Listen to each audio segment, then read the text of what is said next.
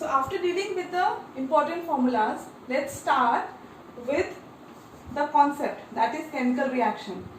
देखो अपनी जो 10th की केमिस्ट्री है ना वो 7th, 8th, 9th सबसे कोरिलेटेड, यानी कि अगर आपने 7th में कुछ पॉइंट अच्छे से समझे होंगे तो 8th में आए होंगे, देन 9th में और देन 10th में। तो उसके लिए आपका बेसिक होना और आना बहुत इंपॉर्टेंट है। आपका बेसिक थोड़ा सा स्ट्रांग होना चाहिए। अगर नहीं भी है तो हम रिवाइज कर लेंगे, ठीक है, इसमें कोई टेंशन वाली बात नहीं है। Let's revise it. Chemical reaction समझने से पहले आपको पता होना चाहिए about physical change and chemical change. याद आ रहा है कुछ? फिजिकल चेंज और केमिकल चेंज कहाँ पढ़ा था हमने?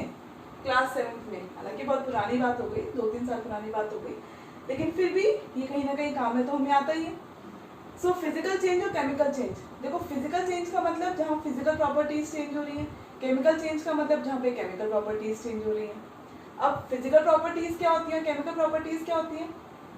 देखो एक सिंपल सा फंडा है कि जिन प्रॉपर्टीज को हम देखकर सिर्फ पहचान सकते हैं, जैसे कि भाई इसका कलर कैसा है, वाइट है, या ये सॉलिड है, मेल्ट नहीं हुआ, ठीक है, टेक्सचर कैसा है इसका, डेंसिटी क्या है, तो ये हम सिर्फ देख के पता कर सकते हैं। These are the physical properties. Volume क्या है, डेंसिटी क्या है, these all are physical properties. Chemical properties का मतलब जहाँ पे हमें केमिकल कॉम्पोजिशन देखना पड़ता है, मतलब वो किससे रिएक्ट करके, कोई भी सब्सटेंस के रिएक्ट करके क्या नया प्रोडक्ट बनाएगा, क्या चीज बनाएगा, है ना, वो अंदर किस चीज से मिलके बना हुआ है, उसमें कौन से सब्सटेंस पार्टिकल्स प्रेजेंट है, तो उसके लिए हमें उसे खोलना पड़ेगा, मतलब हमें उसको रिएक्ट कराना पड़ेगा, तो वो केमिकल प्रॉपर्टीज होती है, ठीक है। तो जहाँ पे फिजिकल चेंज हो रहा है और जहाँ पे केमिकल चेंज हो रहा है, राइट। अब इन दोनों में मेन डिफरेंस कहाँ पे क्या आता है? कुछ लोग कहते हैं कि भाई जो रिवर्सिबल होता है वो फिजिकल चेंज कहलाता है, या फिर जिसको हम फिजिकल प्रॉपर्टीज को हम ऑब्जर्व कर लेते हैं। कुछ ऐसे फिजिकल और केमिकल चेंज में हमने डिफरेंसेस पढ़े हुए हैं, लेकिन ये जरूरी नहीं है। So there is a one point जो जिसका कोई एक्सेप्शन नहीं होता है, वो क्या है कि फिजिकल चेंज में कोई नया प्रोडक्ट नहीं बनता है। No new product will be formed. Physical change में कोई नया प्रोडक्ट नहीं बनेगा, क्योंकि हम रिएक्ट ही नहीं करवा रहे ना, हम किसी चीज से उसे रिएक्ट ही नहीं करवा रहे, तो नया प्रोडक्ट कैसे बनेगा? पेपर फाड़ दिया, अब वो है तो इरिवर्सिबल, पेपर फाड़ने के बाद इरिवर्सिबल है, लेकिन नया प्रोडक्ट कुछ नहीं बन रहा, तो वो फिजिकल चेंज है। अगर जो वैक्स है, हमने अगर कैंडल को जलाया, कैंडल को जलाने के बाद वो उसकी वैक्स मेल्ट हो गई, तो मेल्ट हो गई तो वो उसने स्टेट चेंज किया है, पर कुछ नया नहीं बना, तो वो फिजिकल चेंज है। लेकिन जब हमने कैंडल को जलाया, बर्निंग हुई, तो वहां पे आपकी CO2 गैस रिलीज हो रही है, कार्बन बन रहा है, तो ये सब क्या हुआ, यहाँ पे नया प्रोडक्ट बन रहा है, तो वो केमिकल चेंज हुआ, ठीक है। तो केमिकल चेंज को पहचानने का, आइडेंटिफाई करने का तरीका है कि यहाँ पे हमेशा क्या बनेगा, न्यू प्रोडक्ट विल फॉर्म। ये ध्यान रखना है इस चीज का। केमिकल चेंज में न्यू प्रोडक्ट बनेगा, फिजिकल चेंज में कोई नया प्रोडक्ट नहीं बनेगा। तो अगर अपन कोई भी सब्सटेंस ले रहे हैं, कोई भी रॉ मटेरियल्स ले रहे हैं, इन रॉ मटेरियल्स को अगर अपन किसी से रिएक्ट करवा रहे हैं, आपस में रिएक्ट करवा रहे हैं, और उनके अंदर अगर केमिकल चेंज आ रहा है, केमिकल चेंज का मतलब अगर उनकी केमिकल प्रॉपर्टीज चेंज हो रही हैं, उनकी केमिकल कॉम्पोजिशन में चेंज आ रहा है, इसका मतलब, और आपके पास कोई नया सब्सटेंस बन रहा है, न्यू सब्सटेंस फॉर्म हो रहा है, तो जो ये प्रोसेस है, जो ये फिनोमिनन है, जो ये सारा का सारा जो प्रैक्टिकल हो रहा है, that practical is known as chemical reaction. इसको हम क्या बोलेंगे, केमिकल रिएक्शन। आई बात समझ में?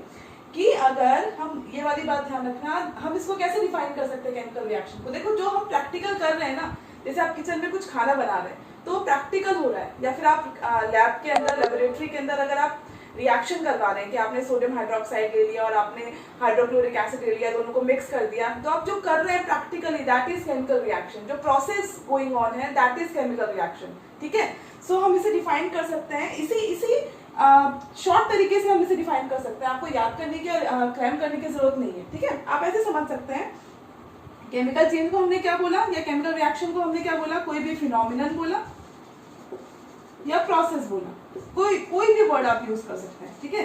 द प्रोसेस, देखो आप कैसे डिफाइन कर रहे हैं, the process in which raw materials undergo a chemical change to produce new substances with new properties, क्या बन रही है आपके, न्यू सब्सटेंस बन रहे हैं जिनकी प्रॉपर्टीज क्या है, न्यू है, is known as chemical reaction.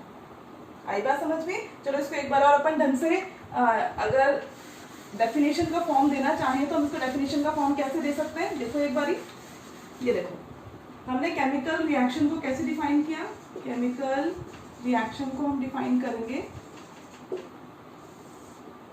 The process और phenomenon in which old substance ले लो तुम या फिर रॉ मटेरियल्स ले लो। रॉ मटेरियल का मतलब जो आप पुरानी चीज ले रहे हैं, ठीक है, जो रॉ है, जो अभी तक ढंग से काम में नहीं आई है, raw materials, the process in which old substance और raw materials undergo chemical change to form new products. क्या बने आपके, न्यू प्रोडक्ट्स बने हैं with new properties,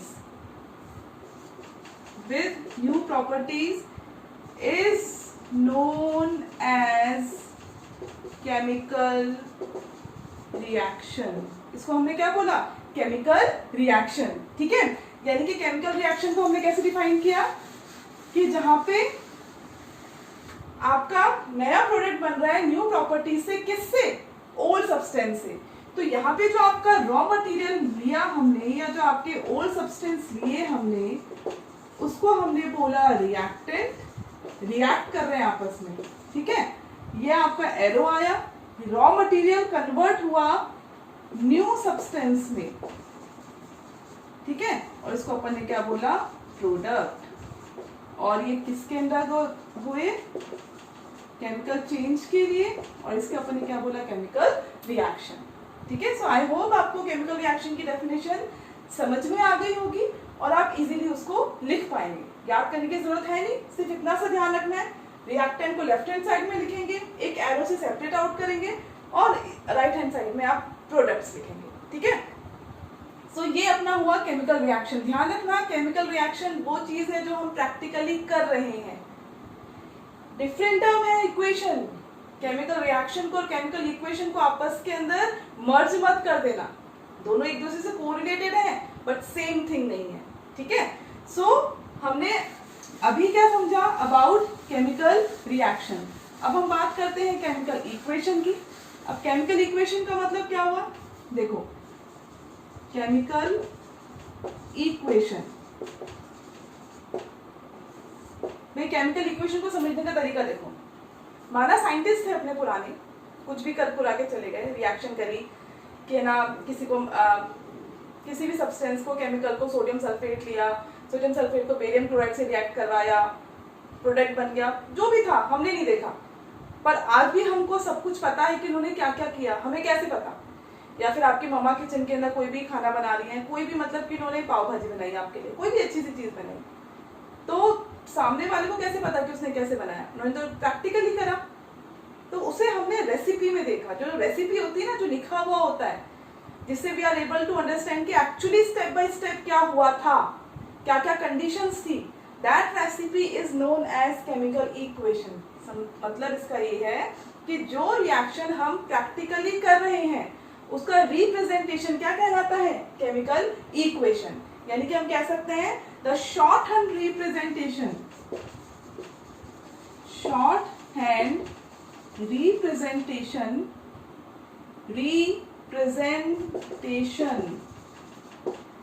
of chemical reaction in form of symbols and formulas